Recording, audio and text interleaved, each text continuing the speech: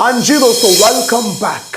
अपने आप को करोड़पति दिखाना यानी झूठ बोलकर ये कहना कि मेरे पास बहुत पैसा है, मैं बहुत पैसे वाला हूँ, मैं करोड़पति हूँ, ये दिखाना एक व्यक्ति को इस हद तक भारी पड़ जाता है कि उसे अपनी जान भी गंवानी पड़ जाती है।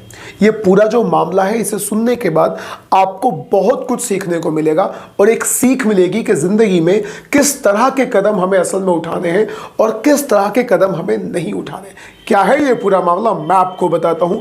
आप इस वीडियो पर अंत तक जरूर बने रहें। आगे बढ़ने से पहले चैनल को सब्सक्राइब कर लीजिए और बाद में मुझे अपनी राय जरूर बताइएगा कि इस अंदाज की, इस तरह की घटनाओं के बारे में आप असल में कहना क्या चाहते हैं। आज की सच्ची घटना को आप तक पहुंचाने के लिए मैं आपको लेकर चलता हूं जयपुर, राजस्थान की कैपिटल जयपुर। जयपुर में दुष्यंत शर्मा नाम का एक व्यक्ति रहा करता था। असल में वो मैरिड है। उसके पिता का नाम है रामेश्वर शर्मा और उसकी वाइफ का नाम है बिट्टो शर्मा। कहीं ना कहीं वो अपनी मैरिड लाइफ से ऊब चुका है और फिर वो टिंडर एप्लीकेशन पर अपनी एक प्रोफाइल बनाता है। उस प्रोफाइल में वो दिखाता है कि वो बहुत रईस है, महंगी गाड़ियां, महंगे कपड़े, महंगे होटल्स में जाना और महंगी शराब पीना तो उसका जैसे शौक है, ये सारी चीज़ें। और ये भी लिखता है कि 2 करोड़ से ऊपर की सालाना उसकी आय है, यानी उसकी इनकम है। अब दोस्तों, उसकी इस प्रोफाइल से अट्रैक्ट होकर उसकी मुलाकात टिंडर ऐप पर ही एक लड़की से होती है और उस लड़की का नाम होता है प्रिया सेठ।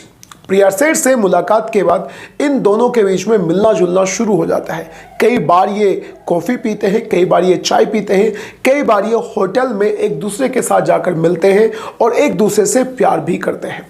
लेकिन दोस्तों, 2 मई 2018 की रात को जब दुष्यंत शर्मा अपने घर हड़बड़ी में आता है, घर आने के तुरंत बाद वो अपने पिता की एल्टो कार लेकर घर से निकल जाता है। घर वालों को बता के जाता है कि वो किसी बहुत ज़्यादा जरूरी काम के लिए जा रहा है, लेकिन असल में वो जा रहा था प्रिया सेठ से मिलने के लिए।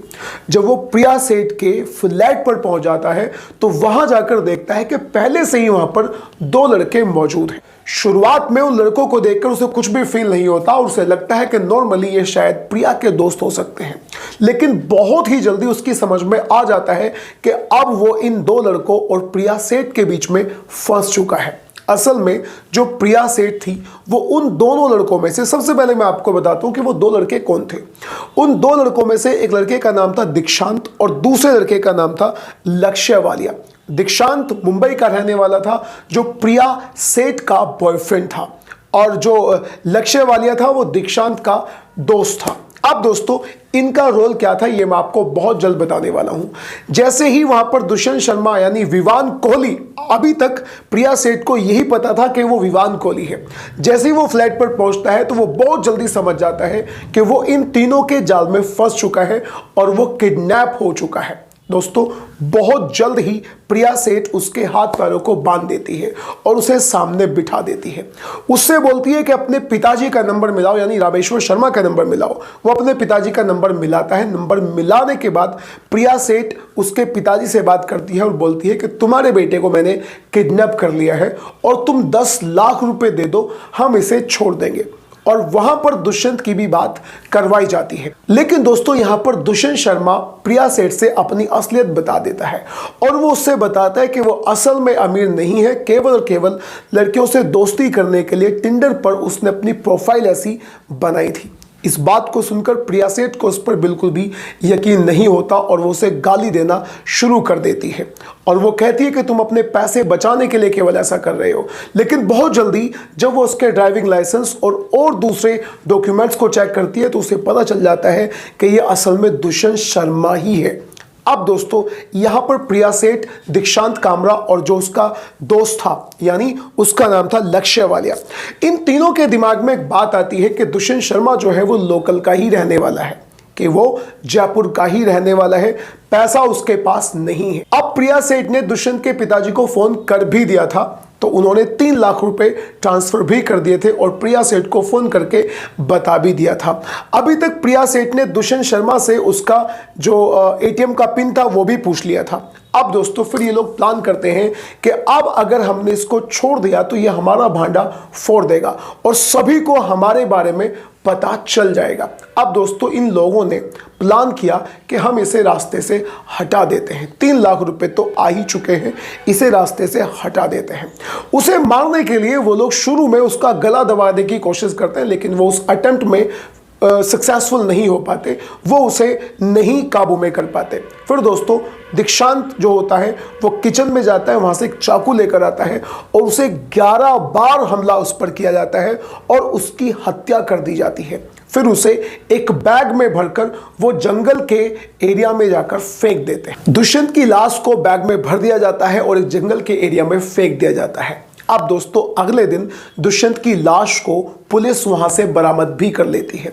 अगले दिन दीक्षांत और लक्ष्य वालिया और प्रिया सेठ उसी की कार लेकर, यानी उसी की कार की नंबर प्लेट को बदलकर वहां से भागने की कोशिश कर रहे थे, लेकिन जयपुर के गांधीनगर एरिया यानी गांधीनगर रेलवे स्टेशन पर उन तीनों को पकड़ लिया जाता है और उन तीनों को अरेस्ट कर लिया जाता है। जब कमरे पर जाकर, यानी उस फ्लैट पर जाकर जहां पर दुष्यंत की हत्या करी गई थी, वहां पर जाकर देखा जाता है तो चारों तरफ खून ही खून पड़ा हुआ था। फिर पुलिस की नजर पड़ती है महंगे महंगे सैंडल्स पर और लेडीज के बहुत सारे आइटम्स पर जो प्रिया सेठ के ही थे।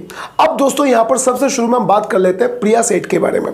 असल में जब प्रिया सेठ को अरेस्ट कर लिया जाता है तो उसके बारे में पता चलता है कि प्रिया सेठ राजस्थान के फालना की रहने वाली है और उसके जो पिताजी हैं वो एक प्रोफेसर हैं।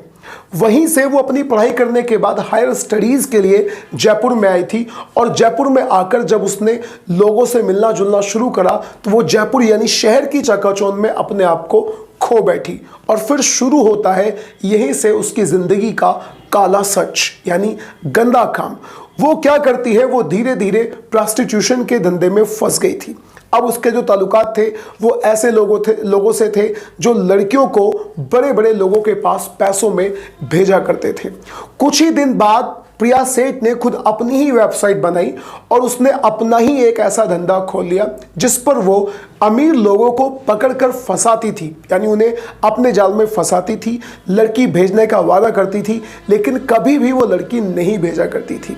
इसी अंदाज में उसने 1,75,00,000 रुपए लोगों से ठगे हुए थे, यानी 1,75,00,000 का चूना वो कई कस्टमर्स को लगा चुकी थी। उनसे वादा करती थी लड़की भेजने का, लेकिन वो लड़की उनके पास नहीं भेजा करती थी और इस काम को करने का उसे जरा सा भी गिल्ट नहीं था, यानी उसे बुरा नहीं लगता था। वो कहती थी कि ये लोग अपनी औरतों को, अपनी वीमेंस को, अपनी वाइफ्स, अपनी पत्नियों को धोखा देते हैं, इनके साथ ऐसा ही हो तो ज़्यादा बेहतर होगा। अब दोस्तों यहाँ पर दुष्यंत शर्मा की मौत हो चुकी थी। प्रिया सेठ, दीक्षांत और जो तीसरा लड़का है लक्ष्य वालिया, इन सभी को अरेस्ट भी कर लिया गया था। और अगर हम बात करें रामेश्वर शर्मा यानी दुष्यंत शर्मा के पिताजी के बारे में, तो जो दुष्यंत शर्मा है वो उनका लास्ट बेटा था, यानी कुछ ही दिन पहले वो लोग अपने एक बेटे को पहले ही एक रोड एक्सीडेंट में गंवा बैठे थे। अब दोस्तों इस तरह की घटनाओं के बारे में आप सभी की क्या राय है, क्या कहना चाहते हैं आप इस तरह की घटनाओं के बारे में? अपनी राय कमेंट बॉक्स में जरूर दीजिएगा। अब हम मिलते हैं किसी अगली वीडियो में। Till then bye bye and take care.